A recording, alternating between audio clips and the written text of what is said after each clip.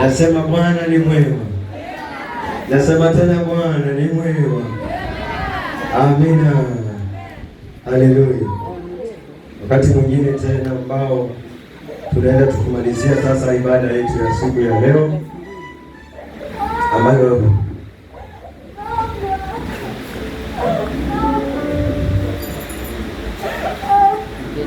tunaenda tukimalizia ibada yetu ya siku ya leo, ibada nzuri ambayo Mungu mimi nimebarikiwa hivi, lakini jamani, nimebarikiwa sana. Wow.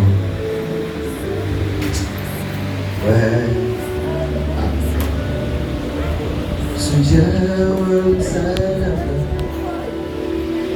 umeinuliwa juu, ajaje kuabudu.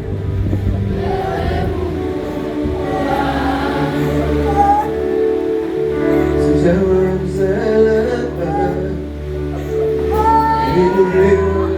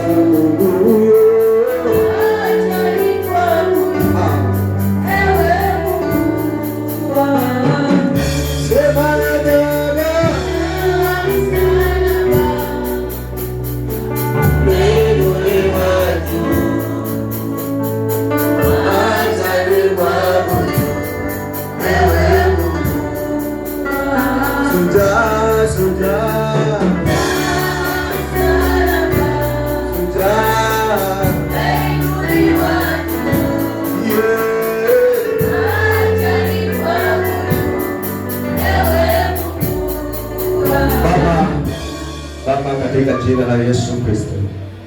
Tazama watu wako Bwana wako hapa. Wamekuja tangu asubuhi. Hakikisha wameshika yule malaika ambaye Yakobo alimshika akasema, Baba, sitatoka hapa kama hautanibariki. Kuna mtu anasema, Bwana, sikuwa na haja na mwanzo, niko na haja na mwisho wa lile jambo. Na amesema sitatoka hapa bila Bwana kunena nami. Nami Bwana umenipa neno kwa ajili yao. Huenda wamelisikia mbali, lakini wape tena Baba. Wape tena Mungu. Wape tena Baba. Maana sima inaweza kuwa ile ile, lakini mboga zikawa tofauti. Kwa Mungu wako, watu wakaweze kulipokea hili, wakalipokea Bwana, ikaweze kutenda jambo la kufungua njia. Kamufanye Baba kateweze kutembea na usujaa, akijua yeye Mungu yuko upande wake. Asante. Asante Bwana wangu kwa kuendelea kunitumia sasa kwa ajili ya wote waliowaleta wakubwa kwa wadogo, katika jina la Yesu Kristo. Bwana, nimeomba na nitakuamini.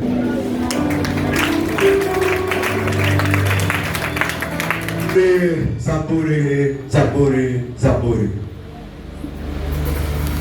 118 tutaanzia hapo 5. Nataka nitumie kama dakika 20. Nene nawe.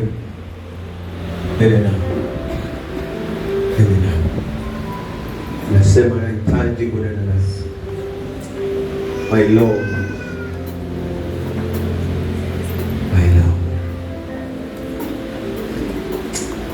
Tazama yule yuko hapa leo, anahitaji neno moja tu ambalo litamtia moyo na akaweze kufocus, akijua Mungu amenena hili, nani atanizuia wakati Mungu wangu nilimtegemea, nikia kukimbilia kanisani, nimemwabudu, nimemtolea sadaka.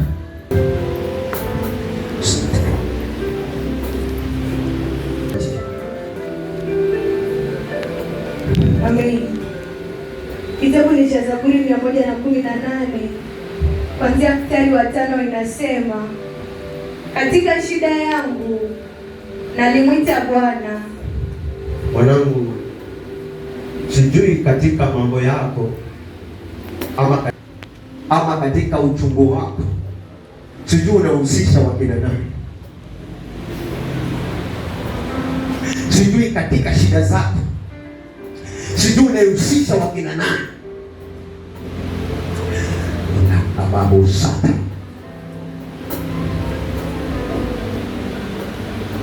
kuna mahali Biblia inanikumbusha ya kwamba wanaotegemea wanadamu wengi sana wamelaaniwa. Hivi unamwita nani? Unamwita nani katika shida yako? Unamkimbilia nani katika shida yako? Ikiwa unamwamini Mungu wako, ikiwa unaamini ibada zako, mbona ukimbilia wanadamu? Mbona utegemee wanadamu? Hao watu wamejaa kukukwasa, hao watu wamejaa maudhi kwako, hao watu wamejaa maneno kwako, lakini Mungu hana siku ambayo anaweza kukukalia kikao. Amen. Kikao Mungu anachokukalia hapa ni kile kikao ambacho umeshirikiana na wateule wa Bwana, na neno lake ndio ambalo unahitaji ulisikie wewe.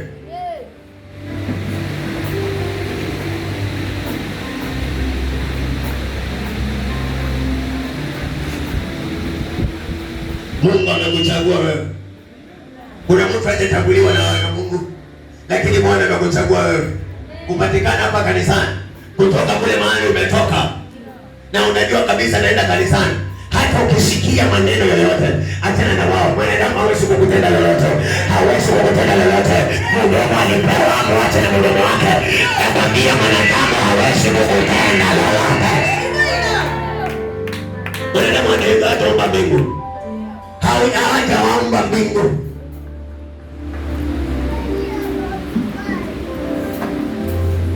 Katika shida yako mwite Mungu. Amen. Mwite Mungu. Amen. Nasema mwite Mungu. Amen.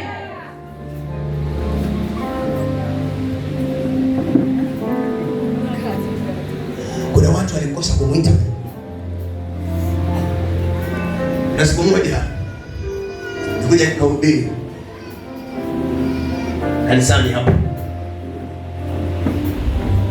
nikasema hivi, unajua unapokuja kanisani unafaa uelewe kitu kimoja. Unapokuwa mhuduma mahali, unafaa uelewe kitu kimoja. Unapofanya kazi kanisani hapa, ama unakaa hapa, aidha unafanya kazi kanisani ya kuosha choo, ama unafanya huduma zozote za kusaidia watu wenye mapepo, siwahi kutamka kwamba uliwahi nisaidia mimi. Amen. unafanya kitu kwa kuwa hata ulinisaidia tangu nikujue, basi mimi sihitaji msaada wako. Wacha nikwambie, ukifanya kazi kanisani haunisaidii mimi, bali unafanya kazi ya Mungu. Naweza kukusaidia lakini wewe huwezi nisaidia mimi. Sikiza, anaitwa mtumishi wa Mungu. Kinachofanyika kwake ni kazi ya Mungu, lakini wewe huwezi nisaidia mimi. Hata kama unaosha kanisa kwa sababu unanisaidia mimi, achana na kuosha. Kama unafuta viti kwa sababu unanisaidia mimi, achana na kufuta. Kama unaosha choo kwa sababu unanisaidia mimi, achana na kuosha choo. Mimi siwezi kukusaidia kwa lolote. Utumaini Bwana Mungu wako atakusaidia, yeye ndiye anaona. Wajua kuna watu wanakosa kuelewa. Mtu anaweza sema ni mangapi ndio kufanya. Jua ni mbona umefanyia kazi Mungu. Amen. Wewe umenifanyia nini? Kosa mafundisho ndio unapotea. Kama unafanya kitu kwa kutaka kuonekana na watu, umeenda wrong side. Umeenda against God. Hallelujah. Amen. Kazi ya Mungu fanya kwa kujitolea. Fanya kwa Grama moja kwa kukosa ufahamu, kwa kukosa ufahamu. Kuna siku nilisikia. Sikujua. Kweli hapa ndio. John nimemsaidia mangapi? Nilisikitika sana. Kumbe kuna watu wananisaidia mimi. Hawafanyi kazi ya Mungu. Acha kunisaidia. Amen. Kuna watu wanahitaji kusaidiwa kule wanaomba. Sawa? Na hata wale sio kwamba wanawasaidia. Ukifanya kile unafanya ili Mungu wako akubariki. Amen. Unajua kusaidia. Hakika. Unaona vile tumekosa kubarikiwa? Ndio. Unaona vile wahudumu wamekosa kubarikiwa? Ndio. Ati msema kanisa ananiambia ananisaidia. Pastor anasema ananisaidia. Ati kachalevi unanisaidia. Ati vibiti unanisaidia. Hata unaweza kuwa unafanya hivyo kwa sababu unanitaka, lakini unisaidie.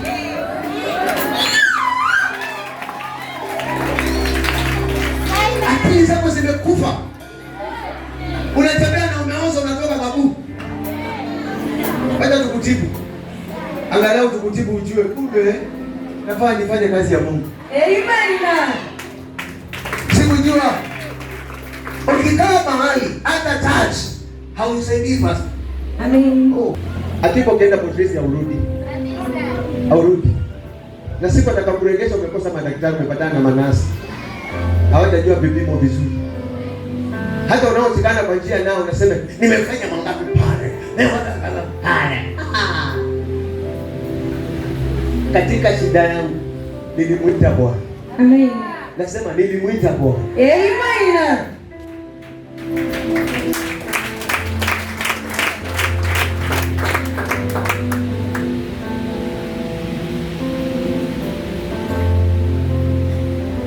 Unajua pasta anaweza kukusaidia, lakini pasta pia hawezi kukusaidia vile anafanya kazi hiyo ni ya Mungu pia. Kwa sababu ya mtu ambaye ameletewa mbele yake. Amen. Angalia, mtu ambaye anaweza kunisaidia mimi ni mke wangu. Kwa sababu Biblia inasema nitakuletea msaidizi. Lakini hajanipatia mshirika au msaidizi. Lakini bibi yangu ni msaidizi. Kwa hivyo kama ulikuwa unanisaidia basi ulikuwa unasaidia wrong husband. Mtu ambaye umeunganishwa naye.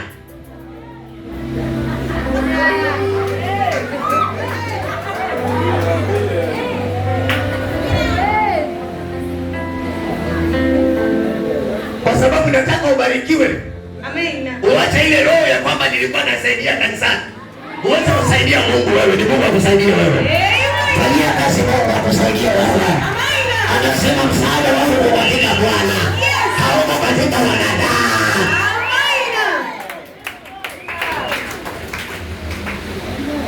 Na ndio maana unapokea mishahara isiyo stahili. Watu wangu wanapotea kwa kukosa maarifa. Amen. Nimekwambia msaidizi wako. Naona mume wako una uwezo wa kumsaidia. Hata akipungukiwa wewe unaweza kununua chakula.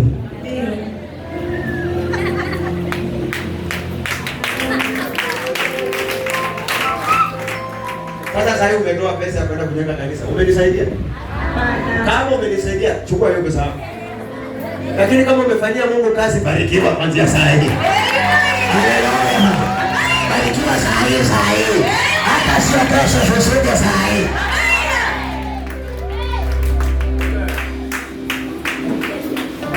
Kama kanisani utaombewa lakini hakuna kitu dawa. Ndio maana utakuwa wa huduma photocopy. Mimi ni mhuduma, mimi nasaidia baba. Mimi ni mhuduma. Utajikuna mama.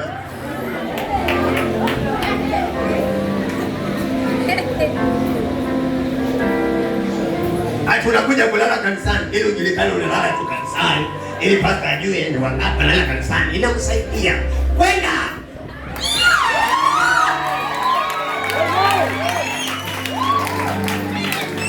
Kwanza na hasira na wewe unayenisaidia. Wewe unaregesha watu nyuma. Maana hufanyi kazi ya Mungu. Lakini wanaofanya kazi ya Mungu wanaendesha injili mbele. Wanafanya watu wanafanikiwa.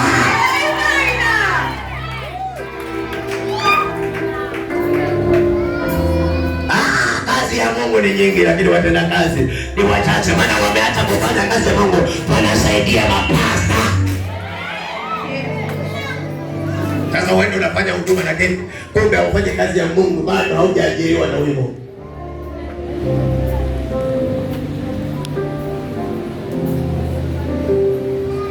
Haleluya. Wafungueni macho hawa.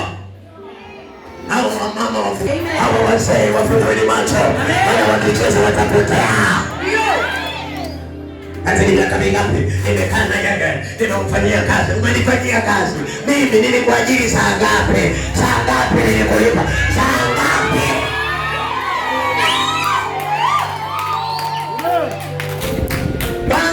Maandiko, kazi ya Bwana haina malipo kwa mwanadamu. Ndio maana hata wanadamu wale wengine ambao hawajaokoka wanasema wanafanya kazi ya kanisa ya bure, kwa sababu nasaidia watu badala ya kufanya kazi ya Mungu ukaweza kubarikiwa.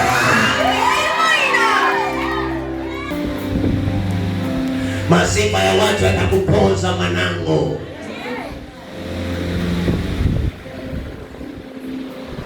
Huwa nasema hivi, fanya kazi ya Mungu, watu wasipoona kama unafanya kazi ya Mungu wakikudharau, achana na wao, usijilazimisha kwao, maana wewe uko unajipendekeza kwao, bali unafanya kazi ya Bwana.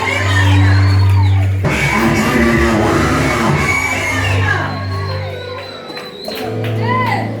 Kama unapatana na mtumishi wa Mungu na unafanya kazi ya Mungu, haoni kile unafanya, bado unakuleta mabaya, bado unakushigizia, bado unakuona ufai. Achana nayo, wewe ufanye hiyo kazi. Hata Mungu anakuangalia, anakuangalia kazi. Mungu anakuangalia wewe, Mungu anakubariki wewe, Mungu anakutuliza wewe, unaendelea kufanya kazi yako.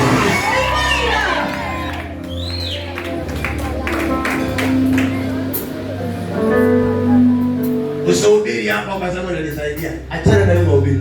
Amen. Maana hauna huduma. Ni msaada wangu, ni uone wako.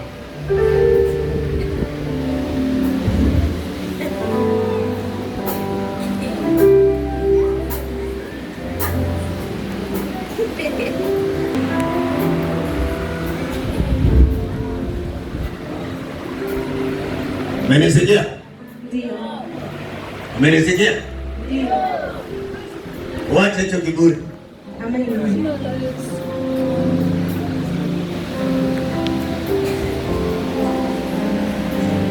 Nimekwambia ukiwa kanisani, ukiwa unafanya kazi ya Mungu na mtu haoni kile unafanya, achana naye. Amen.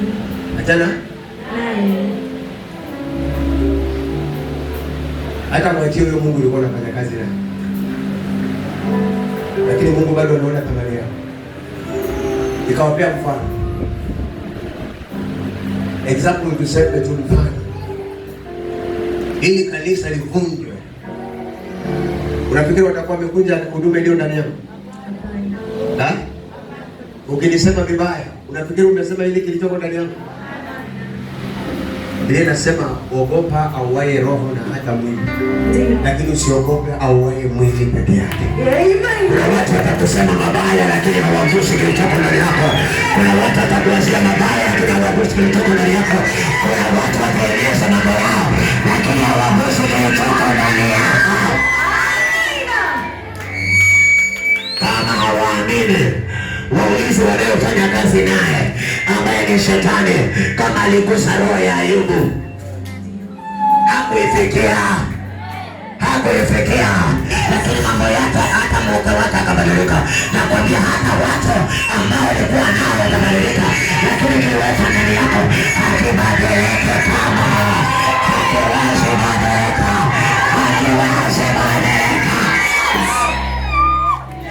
kitaenda kuchipuka kwingine, watakutazama, watakiona, wakitazama, watakiona, kila mahali watakiona, walichokitupa kikaokotwa. Aliyekuacha Mungu amekuchukua.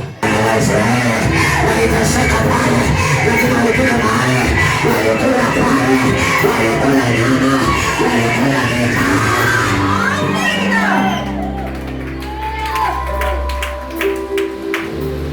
Wacha kujidharau kwa sababu ya mambo ya watu. Wacha kujishusha chini kwa sababu ya mambo ya watu. Maisha ni yako mtoto wako. Maisha ni yako mwanangu. Haleluya. Leo unaweza kujikuta tulie moyo. Kesho ukaenda Shauri Moyo. Kesho kutwa ukaenda huko Flyover. Na hapo ulipigwa masengenyo na moto wa Tulia Moyo. Ukavunjwa roho. Watu wa kusimama na Mungu. Mungu ndiye aliyekuumba, si mwanadamu. Mwanadamu hahusiki hata na pumzi yako. Mwanadamu hahusiki hata na uhai wako. Mwanadamu hahusiki hata na mawazo yako. Mwanadamu hahusiki kwa lolote kwako.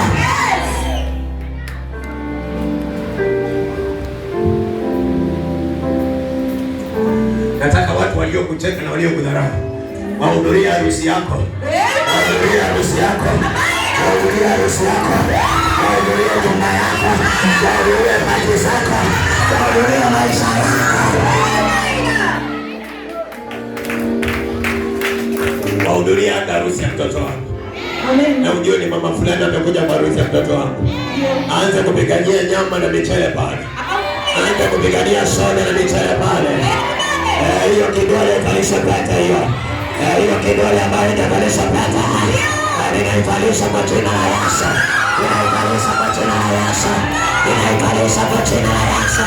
Wale wanaotamani ndoa, wale wanaotamani ndoa, kalisha pata yako.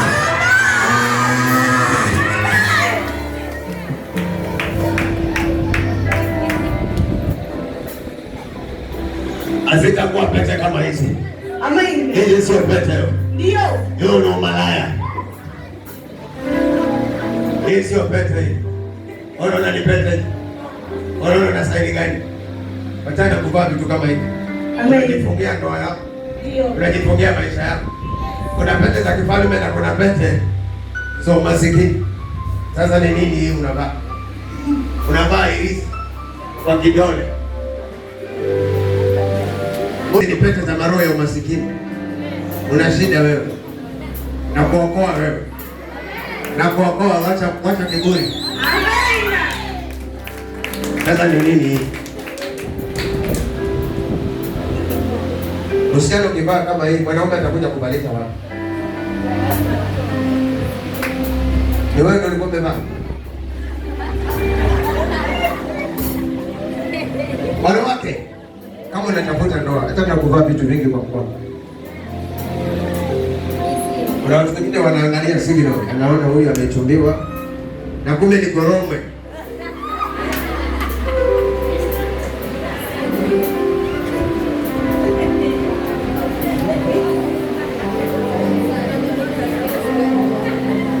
Mwingine anavua.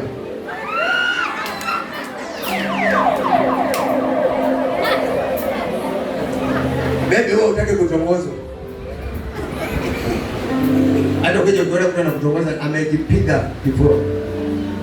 Amesema wacha tu niingilie ndoa yake. Lakini mtu ambaye amevaa na ameoa, it's okay. Amen. Sawa. Hiyo ni haki yake.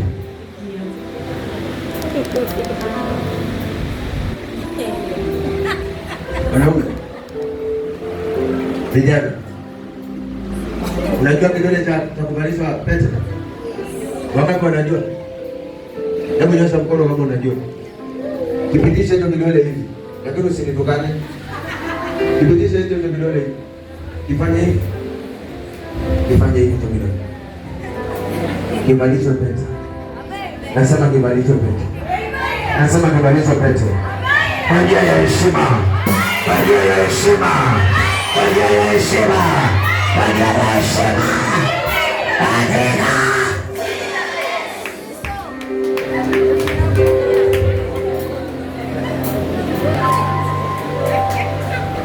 Hata kama una mume lakini unatamani siku moja wahalalishe. Unajua kufanya harusi, kuna harusi za kuhalalishwa. Hata wewe fanya hivi, hata kama umeolewa na hujabalishwa, umetamani kuhalalishwa. Mbona wewe baba, angalia kule, angalia, angalia. Wanataka kuhalilisha ndoa zao. Wafanye namna hiyo. Kwa jina la Yesu, kwa jina la Yesu, kwa jina la Yesu, kwa jina la Yesu, kwa jina la Yesu, kwa jina la Yesu, kwa jina la Yesu, kwa jina la Yesu, kwa jina la Yesu, kwa jina la Yesu, kwa jina la Yesu.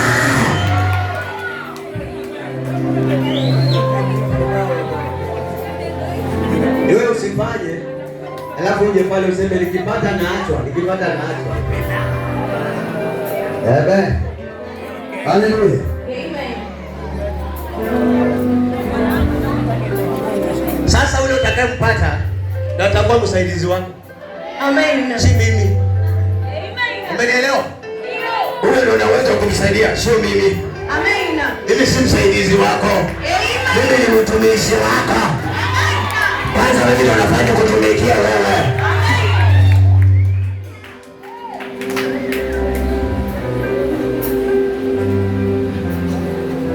Amen. Hallelujah. Amen. Endelea.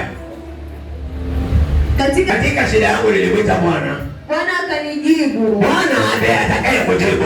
Akaniweka panapo nafasi. Akaniweka panapo nafasi. Amen. Mungu ndiye aliye na nafasi yako.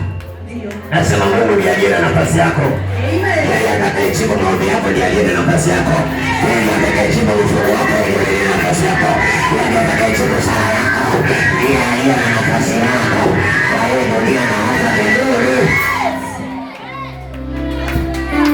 Nafasi yako haiko kwa mwanadamu. Nafasi yako iko kwa Mungu. Yeye ndiye anajua utaishi hivi. Yeye ndiye anajua utakula hivi. Yeye ndiye anajua utakaa hapa. Yeye ndiye anajua utasonga pale. Amen. Mungu ndiye anakutengenezea nafasi.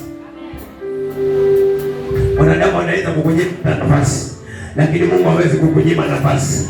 Aliyekuleta duniani ana sababu. Aliyekuweka hai bado leo ana sababu. Bado unahesabika bila Biblia kama Mungu hai. Bado unahesabika Biblia kama Mungu hai. Wanadamu wakiona wamekumaliza hapa. Bwana ana nafasi. Wakikunyima nafasi, Mungu anakupa nafasi. Wakikukataa, Mungu anakukubali.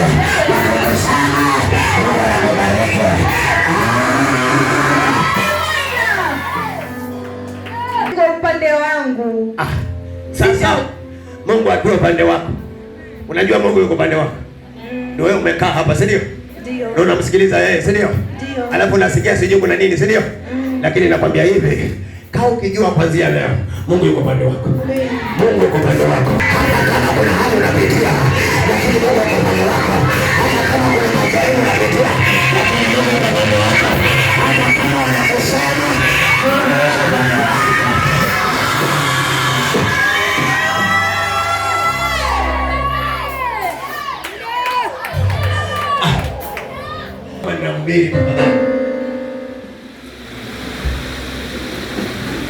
Haleluya. Amen. Amen. Amen. Mungu yuko upande wako. Kama kuna mtu anakuwaza mpaka anakusengenya, hakika Mungu yuko upande. Kwani anayefikiriwa kila wakati ni nani? Nasema anayefikiriwa kila wakati ni nani?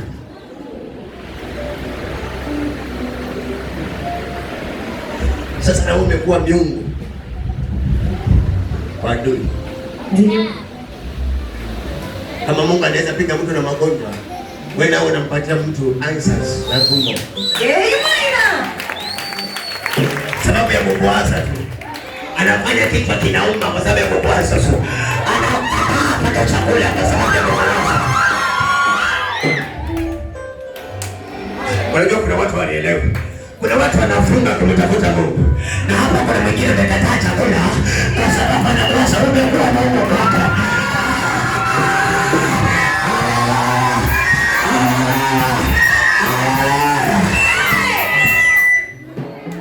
Yaani mtu anakonda na akafunga. Juzi niliwaambia kitu kimoja. Niliwaambia hivi. Hii mifungo. Ona mwili. Hicho kifungo ukifunga kimwili huko kitumbo kinaisha. Na unaishi wale na mifuko. Unaweza funga ile mifuko ikaje kashikana na mfuko mwingine. Wewe mfungo wa Mungu watu hawakondi hivyo. Amen. Wewe unafunga na stress zako, kinachokukondesha ni stress. Lakini kama ungeongozwa na Roho, huu mfuko wa huku usingeshikana na huku. Ndio. Hata watu wasingejua kama ulikuwa unafunga. Haleluya.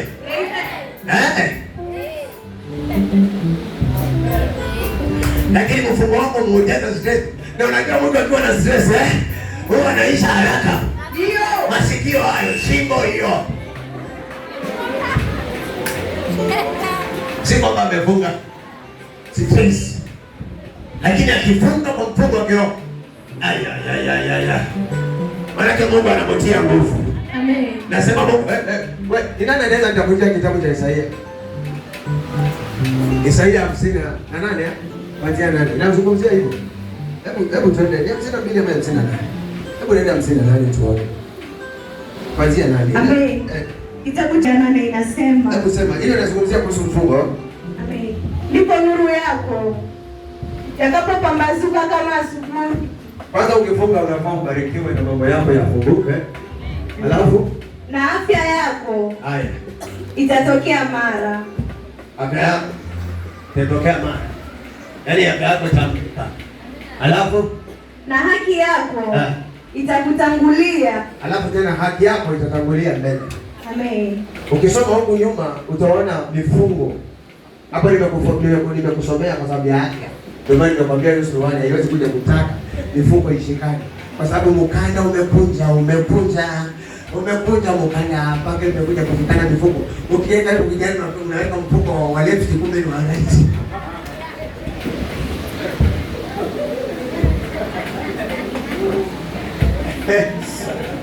Kwa sababu gani? Nakuja kabisa. Kanafunga kana mawazo.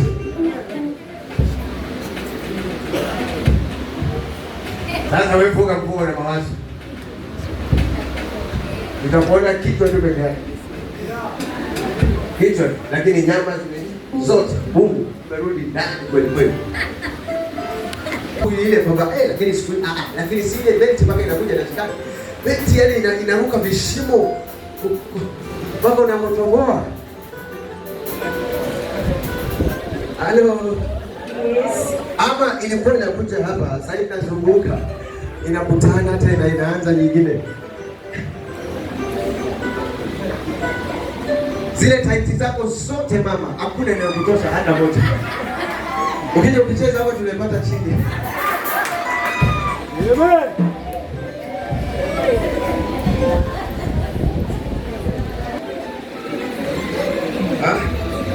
Sidilia, ukiruka tu kidogo.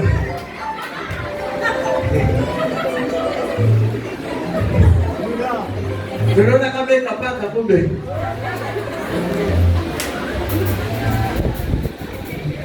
Ukimuuliza anasema niko kwa mfungo.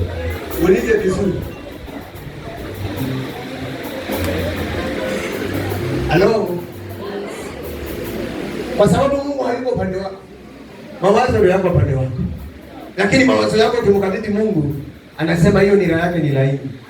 Anasema leteni hiyo mizigo kwake. Anasema mpelekee hiyo mizigo kwake. Pelekea hiyo mizigo kwake. Mizigo ya mawazo. Halo. Wacha tuendelee. Mungu yuko upande. Amen. Ya. Bwana yuko upande wangu. Bwana yuko upande wangu. Sitaogopa. Sitaogopa. Kwanza ngoja. Mungu yuko upande wako, usiogope. Amen. Nasema usiogope. Usiogope. Amen. Usiogope, nasema. Unajua, Yesu yuko upande wangu, sitaogopa lolote. Wakati wakina Petro waliposema Yesu yuko upande wangu, walikubali kuingizwa gerezani. Haleluya. Amen. Walikubali kuingia wapi? Gerezani. Na wakajua Yesu anakuja kuwaokoa. Kwanza wacha nikufunze kitu kimoja. Unajua ukiwa na Yesu, ukiwa na Yesu. Amen. Unajua story ya kina Meshaki, si ndio? Ndio. Waliposhikwa na mfalme Nebukadneza, si ndio? Ndio. Wakatupa wapi? Unafikiri walisimama na msimamo gani? Walisimama na msimamo gani? Walitakiwa waabudu miungu mingine.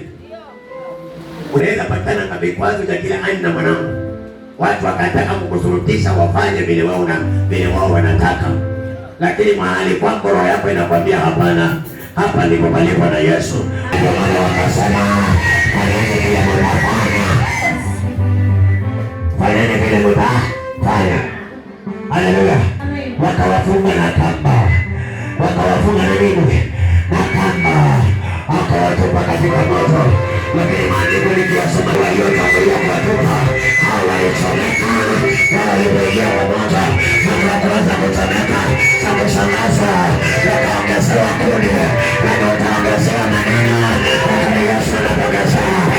Wacha nikwambie, Yesu hawezi kuongezea mahali kama chocho za maneno zitaongezeka.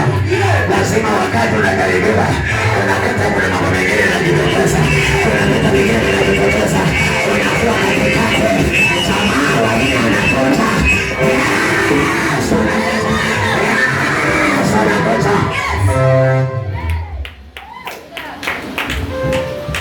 sasa. Nimeacha na ubiri, nimekwambia kama na ubiri, hawa wengine hawasikii. Unasikiza wewe? Halo.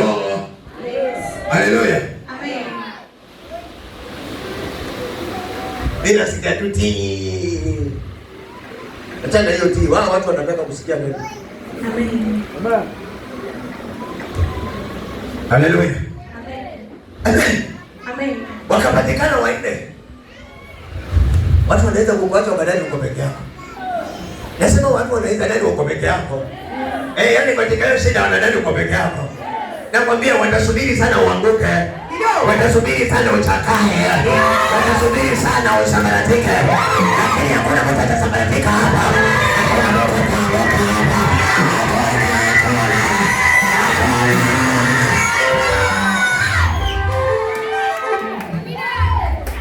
Sasa walete majaribu kanisa. Unajua ni kwa nini saa zingine ukijaribiwa unasikia kudhoofika mpaka unaona hauna mbele tena? Kwa sababu mawazo yako yamekosa kumwamini Mungu. Sasa unatoka kwa Mungu, unabaki hali ya kimwili, alafu mwili unakugandamiza, alafu roho shetani naye anakuambia hapa umeshindwa. Yesu anasema mahali unaona umeshindwa, ukinitazamia hapo hapo ambapo hakuna mlango, ndio natengeneza mlango mwingine wa kutokea. Tena kama ajabu anakwambia hivyo, wakati unapoona hayo majaribu yeye yanakuja, hawezi kukujaribu majaribu ambayo anasema wewe hauwezi kukataa. Kwa hivyo kila jaribu unalopimwa nalo Mungu amejua unaliweza. Kwanza mahali amekaa anacheka, anaangalia Alani atafanya nini, anaangalia Muri atafanya nini, anaangalia Jacob atafanya nini, anaangalia Musau atafanya nini. Amen. Sasa hiyo Mungu anajivunia. Sasa hiyo Mungu anajivunia, anasema ushaiamini mtoto wako. Kama uko mahali lakini unajua mtoto wangu lazima atashinda. Yes, sasa Mungu naye anajivunia, anaona hii shetani hapa hawezi pata nafasi. Sasa ukilose unamkasirisha Mungu kabisa. Maana furaha yake yeye alijua, kwa sababu unamtegemea na yeye hajawahi shindwa, wewe utashinda. Hakuna aliye na imani atashindwa na majaribu. Amen. Una aliye na bidii atashindwa na majaribu. Amen. Hakuna ambaye anamtegemea Mungu atashindwa na majaribu. Amen. Anasema niiteni na mimi nitaitika.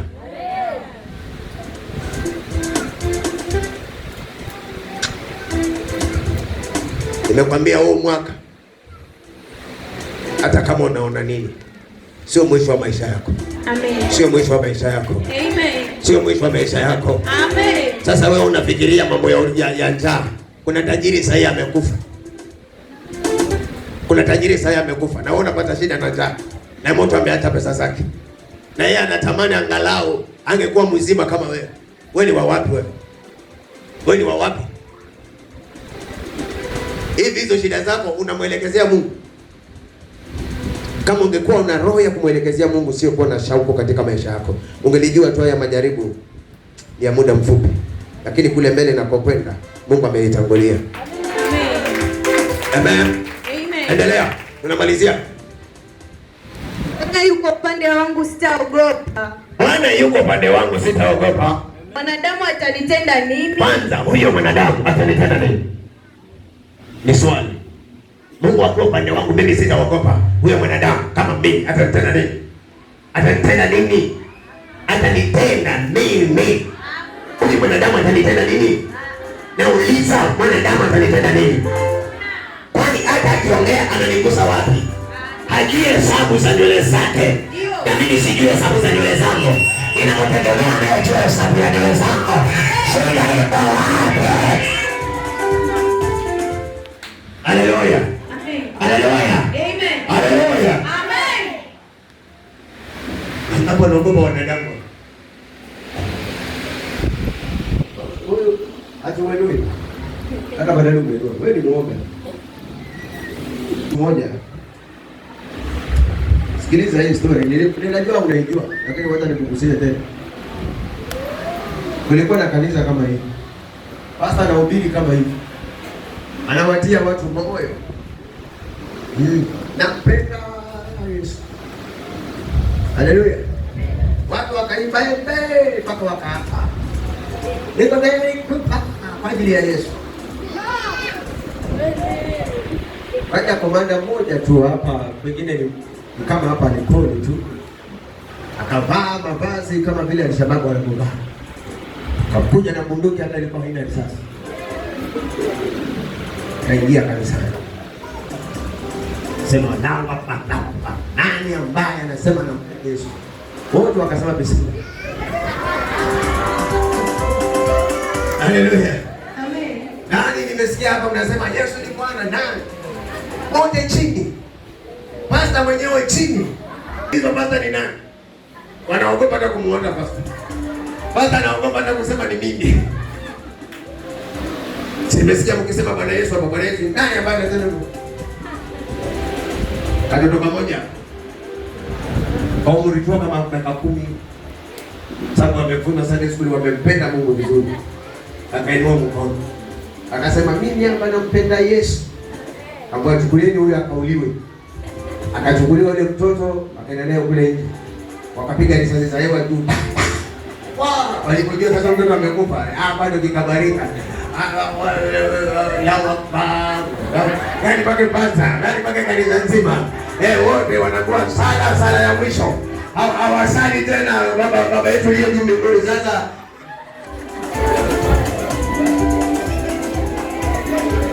nakwambia wakina muli wote chini. Sasa wanafinya tumbo wasionekane kwamba ni pasta na mzee wa kanisa. Maana kwa wataona hiyo kichwa kianza kitakatwa. Akaamua ni nani hapa? Jamaa akaona ana tai kama hii, akaitoa hiyo tai pole pole.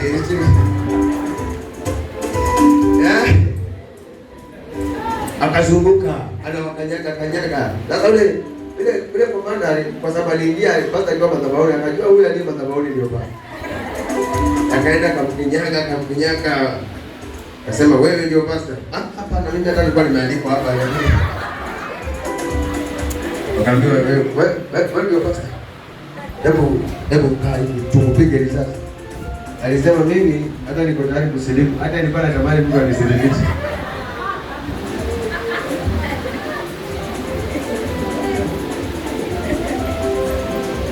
Wale askari wakamwita yule kijana, akamwambia wewe, akaagiza yule askari wake, akamsema leteni yule kijana. Nyota ilipenya. Akamleta yule kijana kama nguvu. Akamwambia yule pastor, shuka hapo chini. Akasema Yesu alisema yule atakuwa tayari kufa kwa ajili yangu, huyo ndiye atakayeokoka. Na huyu mtoto alikuwa tayari kufa kwa ajili ya Yesu. Kwa hivyo hata kama wote kwa pastor, lakini huyu ndio bishop wao.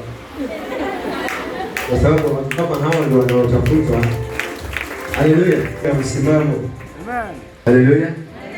Na unajua yule mtoto alikuja akawa pastor kweli. Kwa hivyo Kristo sio kusema. Ndio maana unaogopa watu. Lakini Mkristo mwenyewe aliyookoka haogopi. Wakina Petro walipokuwa walikuwa kabisa roho wa Mungu hawajawaingia. Walikuwa na uoga mwingi sana. Lakini roho wa Mungu alipowaingia walikuwa wajasiri. Tamani roho wa Mungu aishi ndani yako. Amen. Tapata ujasiri na hautaogopa lolote tena. Amen. Amen. Ikifika na nusu tunamaliza, zimebaki dakika 10, endelea. Bwana yuko upande wangu. Bwana yuko upande wangu. Msaidizi wangu. Msaidizi wangu. Kwa hiyo nitawaona wanaonichukia wameshindwa. Kama unataka kuwaona wanaokuchukia wameshindwa, lazima usiwe na roho ya uoga. Watashindwaje ukiwa muoga? Watashindwaje ukiwa muoga? Hebu niulize swali. Mtu muoga anaweza shinda vita? Mtu muoga anaweza shinda vita? Akikimbia. Ameshinda nini? Ameshindwa na vita. Mtu muoga anaweza shinda vita. Angalia. Anamwambia Yoshua, usiogope. Angalia maandiko mengi. Hata Biblia inakwambiaje? Inasemaje hivi kitabu cha Ufunuo? Inakwambia waoga waende wapi? Sasa wote Mungu analeta kitu wapi? Wanasema waoga waende mbinguni. Haleluya. Amen. Yaani pako uone adui zako wameshindwa. Umeng'ang'ana. Umekirinya. Umesimama. Amen. Pake wanashindwa. Kwani huyu mtu anakaaje? Kwa maana kile wanapigana nacho hawakijui. Hata yule aliyetaka kwako hakujui. Angekujua angeachana na wewe. Angekujua angesarenda. Kwa sababu hajui wewe. Lakini wangekuona katika ulimwengu wa kiroho, wangeanza achana na wewe mapema. Lakini waonyeshe katika roho ya ushujaa ya kwamba sitashindwa. Mimi ni mshindi. Acha nikwambie. Sawa? Hapo anamuogopa. Na ndio pale nilifika wakati Sauli alikuwa amejisahau. Jamaa akakataa. Akamuua. Akamwambia unaona hii baba? Kama ningetaka kukuua, ningekumaliza. Lakini kwa sababu sitaki hivyo. Hapana. Wewe achana na mimi. Achana. Akaleta vita. Akawa anapiga vita sana nyumba ya Sauli, nyumba ya Daudi. Lakini maandiko yanasema Daudi alipoendelea kusimama na Mungu wake, Sauli aliendelea kufanya nini? Kuzoroteka. Kwa hivyo kila anayekupiga vita, yes, ametangaza magonjwa kwake. Amen. Ametangaza ufukara kwake. Ametangaza magonjwa kwake. Ametangaza vita kwake. Ambavyo hataweza. Ametangaza wadui na Mungu ambao hataweza. Kuna mtu tunakubaliana? Tuko pamoja kiroho? Sasa ninakwambia hivi. Kama unahitaji kufanikiwa, tangaza ufukara kwao. wanatangaza magonjwa yaingie kwa nyumba yao, wanatangaza vifungo vingie ndani ya nyumba yao, wanatangaza laana ingie ndani ya roho yao. Kuna jeshi la Wamisri lilitangaza vifo kwao. Yaani imagine wao wamepanga kuwaua wale Waisraeli, lakini Mungu anabadilisha kile kifo kufukuza. Hawa wanafukuzwa, wana silaha, lakini wanamtegemea Mungu wa Musa. Imagine hawana silaha, wametoroka tu na sima, wametoroka tu na ng'ombe zao, wametoroka tu na kondoo zao, lakini jamaa wanakuja na majeshi, wanakuja na mikoke, wanakuja na masifa. Lakini nakwambia mwanangu, yule Mungu ya maabudu, hata kama una kitu sasa, hata kama hujafika, wala usikate tamaa, lakini usikate tamaa, hata kama una kazi, lakini usikate tamaa, lakini usikate tamaa. Haleluya. Hata kama una kitu, hata kama una ndoa, hata kama una mtoto, hata kama una kazi, hata kama una TV kwa nyumba, hauna chochote na kutegemea, unaye Mungu kutegemea. Ataleta vyote hapo. Kule kwingine kutafuatana, wako kutana wewe, maisha yako kutana wewe, mwana yako kutana wewe, watakipoka, watakipoka, watakipoka. Vita si vyako kwanza. Nimesema vita si vyako. Kazi yako ni kumkimbilia Mungu. Nikwambie hivi, uliona mwana wa Israeli alienda kumpiga mbao Misri pale bahari. Uliona alienda kumpiga mbao? Nionyeshe mahali ambapo anasema wakarudi wakapigana mbao. Aliwaagiza ingieni. Maana yeye tayari alikuwa ameona ile miujiza, akaonywa. Akaambiwa kabisa, maana Farao alijionea kwa macho njura. Mpaka mtoto wake wa kwanza aliyempenda akafa. Akasema hapana, sijawahi kuona bahari ikipasuka hapa. Wacha niwaambie hao wapumbavu waingie. Sasa wewe nao unajiingizwa kwa maneno yasiyokuhusu, utakufa. Unajiingizwa kwa maneno yasiyokuhusu, utakufa. Unajua, wacha niwaambie kitu kimoja. Hebu nikuulize. Unajua shetani yeye yuko mahali pake, anatumana tu spirit yake. Example, ukiwa agent wa shetani, anaumia ni nani? Naye amekaa. Siku zote unaambiwa boss akikaa kwa ofisi, wale wanaofagia ndio wanaotoka. Unamwambia ni fagio ya shetani. Unawapiga vita watumishi wa Mungu. Nakufa siku si zako. Unawapiga vita watu wa Mungu. Walipata oda. Farao akawatazama. Nani imagine Farao ni mjanja sana. Aliona kile kizingiti cha moto. Akasema hata kama nawapata mimi ndio mbele, niko mbele. Lakini kile kwa wakati nitawaita waende mbele, mimi nirudi. Ndio maana wakati unaomba, mchawi anayekufa yule anayekusumbua sana. Alafu ukingangana utamunua mpaka yule ambaye anatumana.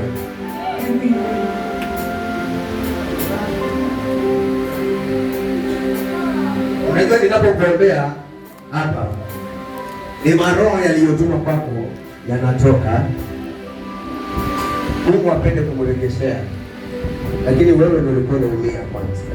Sasa yakitoka yakiburuduru yeye mwenyewe aliyatumana ndio anakufa. Umeelewa? Sasa Farao ijapo alikuwa mbele, unajua ufalme akiwa mbele wao wananyosha mkono juu. Sasa wale wengine nao wanaenda na mafarasi. Anajua mfalme yuko mbele. Alafu akifika mahali anasema, "Go!" Yeah, na bado.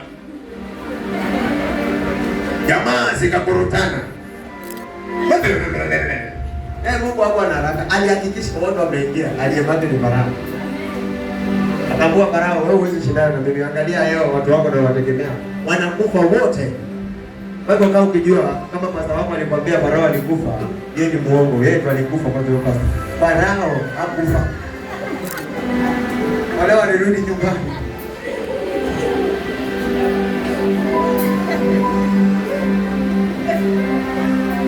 Huyo pasta ndiye alikufa kiroho.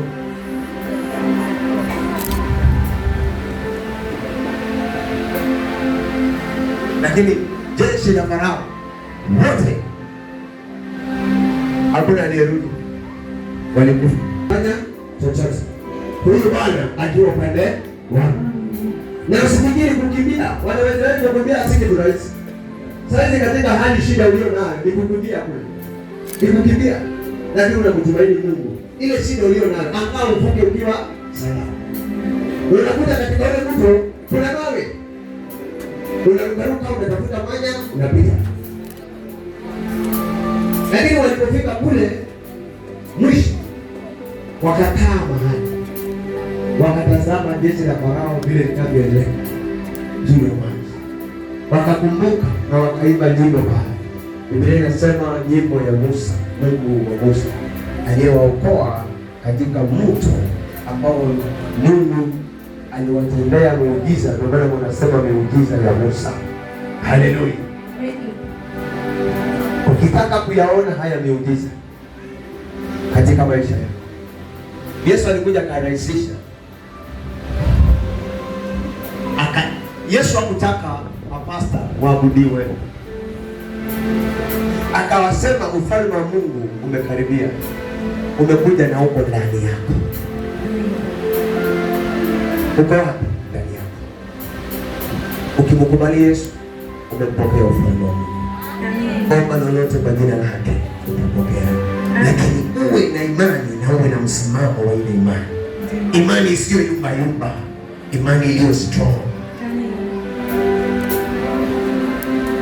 Na wakati unapokuwa na imani, nataka nikufunze hapa, na wakati unapokuwa na imani, usifikiri shetani naye amelala.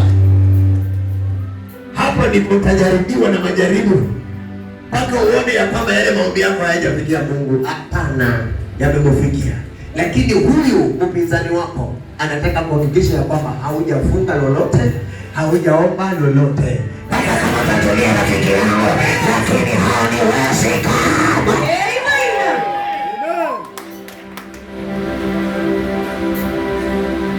Hata kama utatumia muda wangu, lakini hauniwezi kwangu. Lazima ujue mbinu za shetani. Lazima ujue mbinu za shetani. Mwanamke anaweza badilika ghafla. Anaweza kuwa yeye ndo alikuleta kanisani, lakini ukashangaa yeye ndo hampendi Mungu tena, mpaka unamlazimisha wewe twende kanisani. Unashinda Mungu wa kwanza ambaye alikuwa amemtumia mke wako, alienda wapi? Mume wako anaweza kufurahia twende kanisani, baadaye yeye unamwona na jamba. Nakwambia mume yeye amekamatwa na jamba.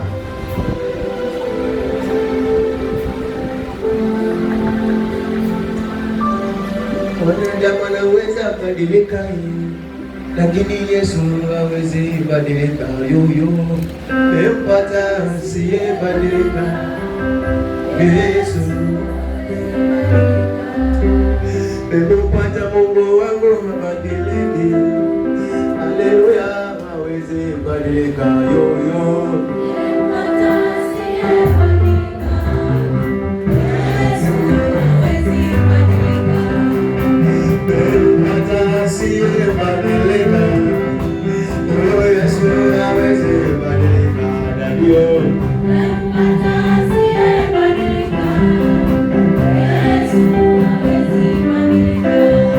mchungaji wako anaweza kubadilika, lakini Yesu wako hawezi kubadilika.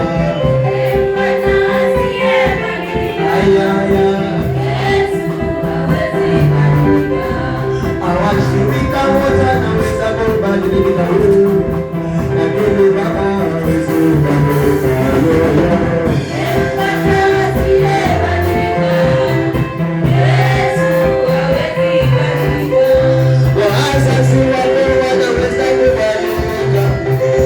Yesu wangu hawezi kubadilika.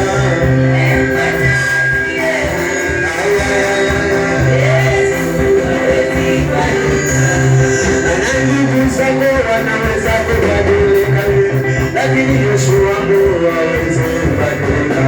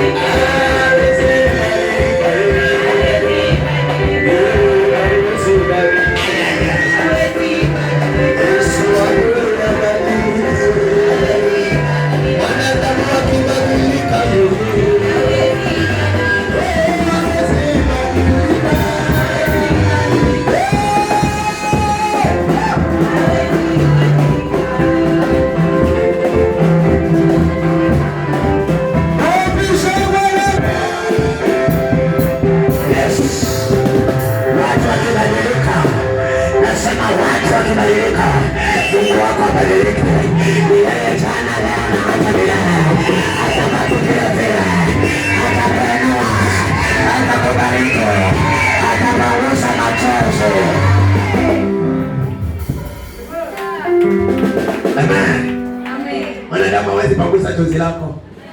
Yeye atazidisha. Hivi. Amen.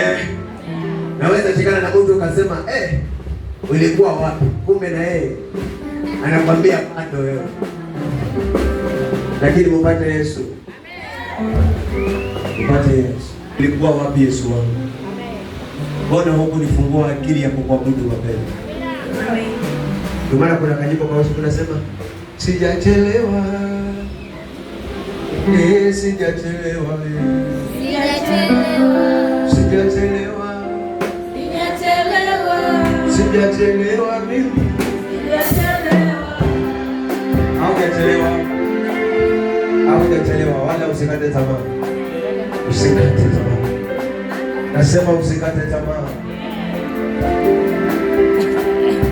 Hujachelewa. Nataka tumalize hapa. Tunamaliza. Amen. Yeah. Ni heri kumkimbilia Bwana. Ngoja pole pole.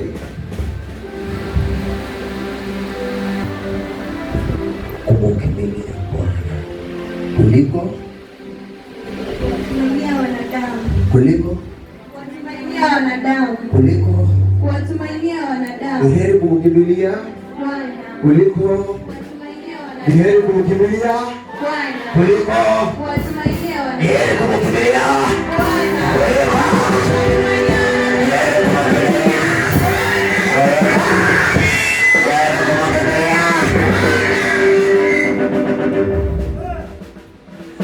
nakwambia watu shamba. Utegemee Mungu wewe. Amen. Mkimbilie Mungu. Hawa watu nao wakimbilia hawa. Watakuuliza. Watakuumiza mpaka uone hakuna Mungu. Lakini mkimbilie Mungu watakusifu mpaka ujue wana Mungu. Amen. Hapo moja nikuelewesha vizuri. Yaani ukiwakimbilia hawa watu watakuumiza moyo. Ukiwategemea hawa watu watakuumiza, watakupondesha. Lakini ukimkimbilia Mungu, hawa watu watajua ndani yako kuna Mungu. Alafu wataona wewe sio mtu wa kawaida. Wao wanaweza kukutegemea.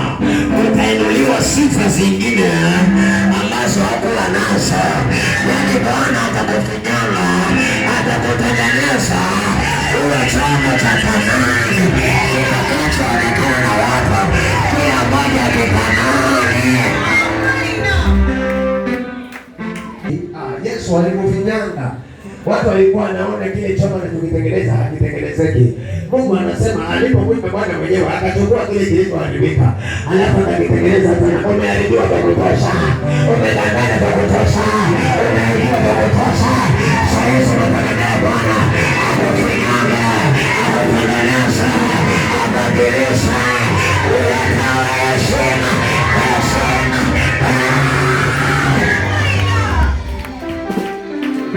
haleluya. Amen. Tumaini Mungu. Mtumaini Bwana. Amen. Nasema mtumaini Mungu. Amen. Wanangu mtumaini Bwana. Amen. Sema tumaini wanadamu. Wanadamu watakuumiza sana. Watakuumiza sana. Watakuumiza. Si watu wa kutegemea hawa. Ni watu wa kuumiza hawa. Kama Mungu anaweza kufananisha na mbwa, tena la mbwa mwitu, si la mjini. Unamjua mbwa mwitu? Na ukimwona amefanana na mbwa nyumbani, lakini anakula wanadamu.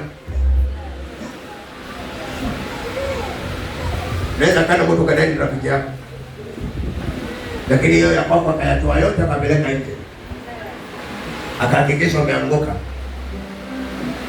Raha yako ukose nguvu za Mungu. Raha yako usiende kanisani. Raha yake anataka unyauke. Raha yake pia yeye umsumulie shida. Watangoja sana wasumulie kama ninaumwa. Watangoja sana wasumulie kama ninateseka. Watangoja sana wasumulie shida zako, kwa sababu unamkimbilia Bwana, kwa sababu unamkimbilia Mungu. Watangoja sana.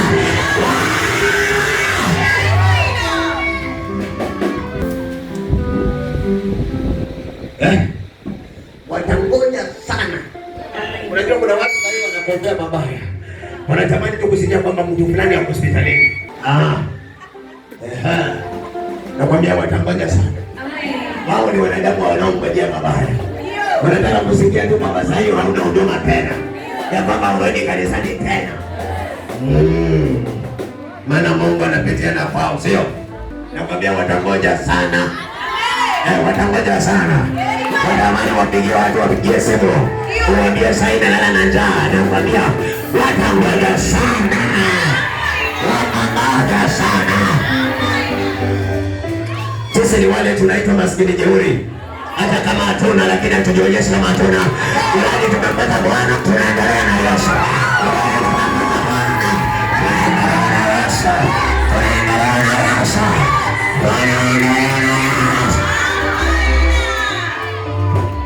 Mwambie mwenzako shida zangu ni za kwangu, hazikuhusu wewe.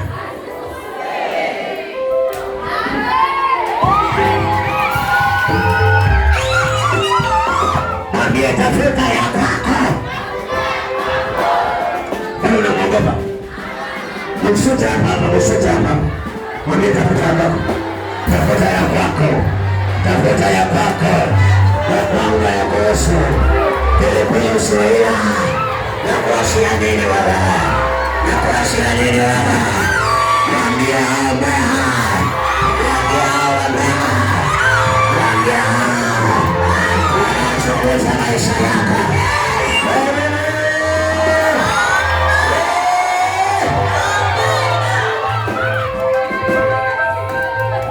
Wewe unajua kuna watu wanataka kujua mahali unaenda.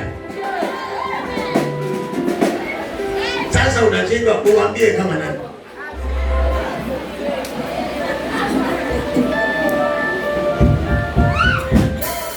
Atukienda town, ulikuwa wapi? Ani maji mtu sibusi wako, haujalalisha kazi yake. Jesus. Niambia mwanangu, sasa sikuoni siku hizi mambo hapa elewe. Utaelewaje? Who are you?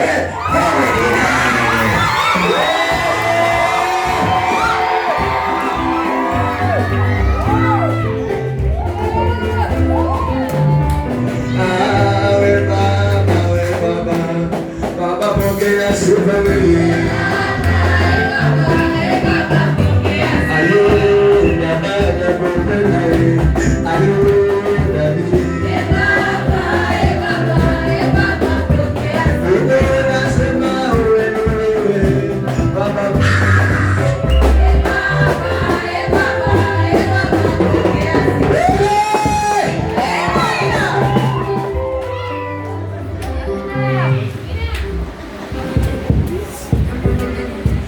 Waambie waachane na mimi. Achana na mimi. Achana na maisha yangu. Nimeyakabidhi kwa Yesu. Nimeyakabidhi kwa Yesu. Kama unataka kulijua, muulize Yesu.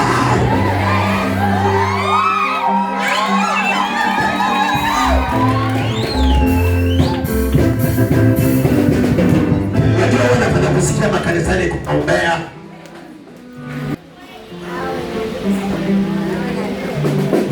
Na wewe ndio mbea basi. By the way, hebu niulize swali. Ifikia wakati huo unachunguza maisha ya mtu.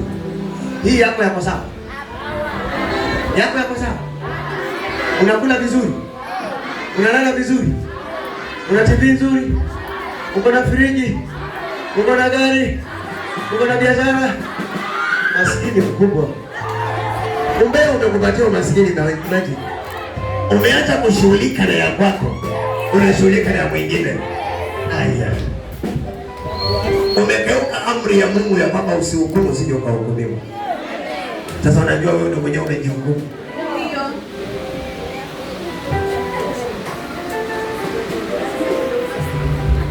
Watu wengine hata wavai viatu wakitembea kwa. Na ndio maana wewe unakaa na watu ambao wana shetani. Baba yao ni ibilisi. Ndio.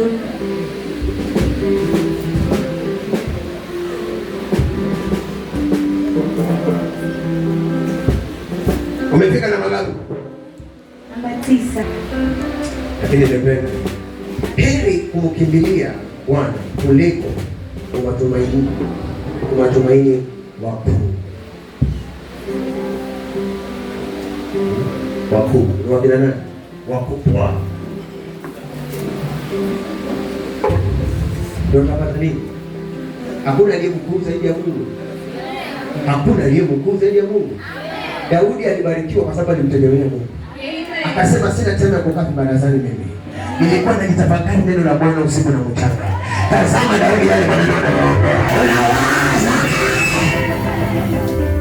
Yesu sawa ikao kawaza. Baba, itakai mpaka lini? Baba, ni lini utanibadilisha? Anza kuamini Mungu na ujiamini. Na Mungu abariki maisha yako. Amen. Mungu abariki maisha yako. Mungu abariki maisha yako. Tumaini wanadamu tena. Usiogope wanadamu tena. Jinsi watakavyosema, jinsi watakavyoongea. Wewe tumaini Mungu wako. Utasonga mbele mwanangu. Na mambo yako mazuri ndio watu wanakuja kuyafurahikia. Wale wanaokusema wanangojea wafurahikie maneno yako.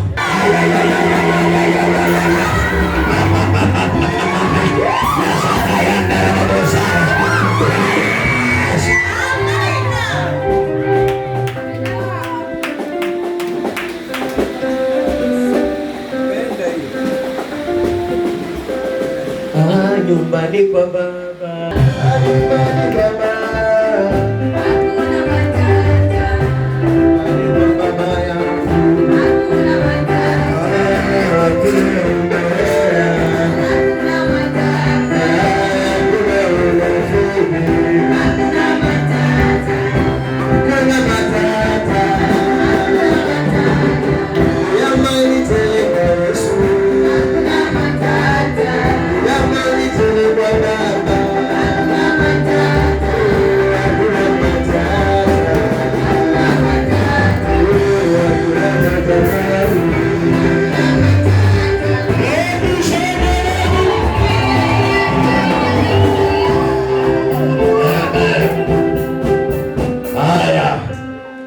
Amen. Inua mikono yako juu mahali ulipo. Sema Bwana Yesu. Nimesikia neno lako. Mimi ni mmoja wapo wa wale niliosikiliza neno. Nami nimelipokea kwa moyo wangu. Baba, ukanibariki na ukanitendee, bali nitakutegemea wewe katika maisha yangu yote, katika shida na katika raha. Msingi zaidi, lakini cha msingi zaidi, sihitaji shida, nahitaji amani. Ulichotuachia sisi ni amani, ulichotuachia sisi ni amani, ulichotuachia sisi ni amani. Baba, utupe amani, na nimepona na nimefunguliwa katika